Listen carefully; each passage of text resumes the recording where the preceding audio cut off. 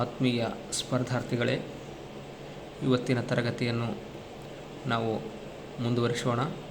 ಎಲ್ಲರಿಗೂ ಶುಭ ಮುಂಜಾನೆ.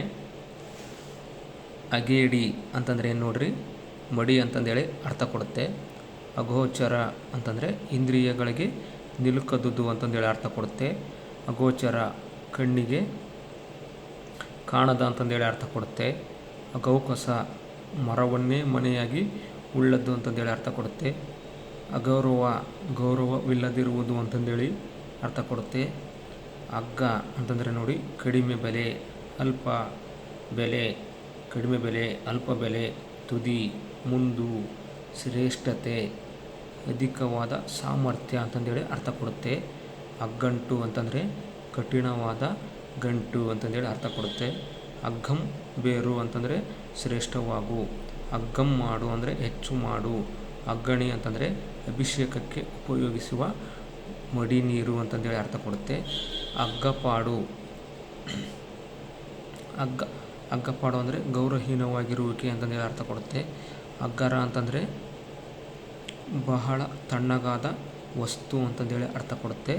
ಅಗ್ಗರಣೆ, ಅಗ್ಗ, ಒಗ್ಗರಣೆ ಅಂತಂದೇಳಿ ಅರ್ಥ ಕೊಡುತ್ತೆ. ಅಗ್ಗರಿಸು, ಒಗ್ಗರಣೆ ಹಾಕು ಅಂತಂದೇಳಿ ಅರ್ಥ ಕೊಡುತ್ತೆ. ಅಗ್ಗಲ ಅಂತಂದರೆ ಅಧಿಕವಾದುದು ಅಂತಂದೇಳಿ ಅರ್ಥ ಕೊಡುತ್ತೆ. ಅಗ್ಗಲಿಸು ಅಂತಂದರೆ ಹೆಚ್ಚಿಸು, ಹೆಚ್ಚಾಗು, ಪ್ರಬಲವಾಗು, ಹಿಗ್ಗು, ಹರಡು, ಒದಗು, ಹಿಗ್ಗಿಸು ಅಂತಂದೇಳಿ ಅರ್ಥ ಕೊಡುತ್ತೆ. ಅಗ್ಗಳ ಅಂತಂದರೆ ಅಗ್ಗಲ, ಶ್ರೇಷ್ಠತೆ, ಅಗಳು ಅಂತಂದೇಳಿ ಅರ್ಥ ಕೊಡುತ್ತೆ.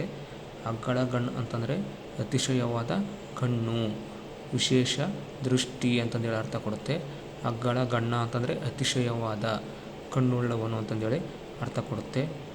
ಅಗ್ಗಳ ಪದಾತಿ ಅಂದರೆ ದೊಡ್ಡ ಕಾಲಾಳು, ಪಡೆ ಅಂತಂದೇಳಿ ಅರ್ಥ ಕೊಡುತ್ತೆ. ಅಗ್ಗಳಿಕೆ, ಹೆಚ್ಚುಗಾರಿಕೆ, ಸಾಮರ್ಥ್ಯ ಅಂತಂದೇಳಿ ಅರ್ಥ ಕೊಡುತ್ತೆ.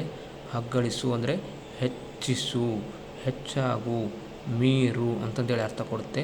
ಅಗ್ಗಳ ಅಂತಂದರೆ ನೋಡ್ರಿ, ಅಗ್ಗಳೆ ಅಂತಂದರೆ ಆಧಿಕ್ಯ, ಶ್ರೇಷ್ಠಳಾದವಳು, ಹೆಚ್ಚು ಹಣವನ್ನು ತೆಗೆದುಕೊಳ್ಳುವ ವೇಶ್ಯೆ ಅಂತಂದೇಳಿ ಅರ್ಥ ಕೊಡುತ್ತೆ. ಅಗ್ಗಳೆಯ, ಶ್ರೇಷ್ಠ ವ್ಯಕ್ತಿ, ಶೂರ ಅಂತಂದೇಳಿ ಅರ್ಥ ಕೊಡುತ್ತೆ.